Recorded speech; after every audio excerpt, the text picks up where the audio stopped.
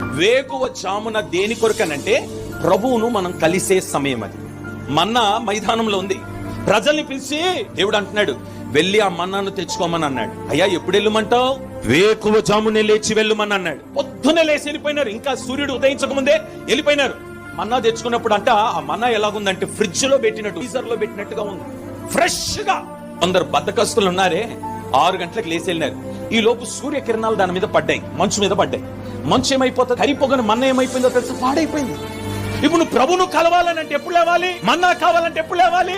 అయ్యా ఎంత ప్రార్థన చేసినా, ఉపవాస ప్రార్థన ఉన్నా మేము ఎందుకు దీవించబడట్లేదు? ఇది కొందరి ప్రశ్న. నువ్వు వేకువ లేస్తే కదా మన్నా. ఇప్పుడు ప్రభువును కలవాలంటే లేచి అలా కూర్చుంటే సరిపోయిందా? లేచి మోకరించు, కలుస్తాడైనా నిన్ను.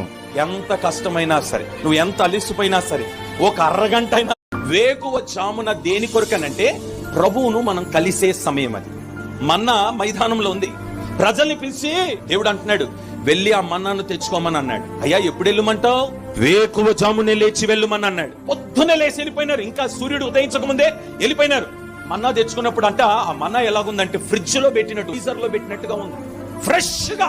కొందరు బద్దకస్తులు ఉన్నారే, 6 గంటలకు లేచి వెళ్ళినారు.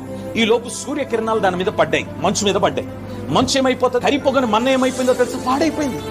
ఇప్పుడు నువ్వు ప్రభును కలవాలనంటే ఎప్పుడు లేవాలి? మన్నా కావాలంటే ఎప్పుడు లేవాలి? అయ్యా ఎంత ప్రార్థన చేసినా, ఉపవాస ప్రార్థన ఉన్నా మేము ఎందుకు దీవించబడట్లేదు? ఇది కొందరి ప్రశ్న. నువ్వు వేకువ లేస్తే కదా మన్నా. ఇప్పుడు ప్రభువును కలవాలంటే లేచి అలా కూర్చుంటే సరిపోయిందా? లేచి మోకరించు, కలుస్తాడైనా నిన్ను.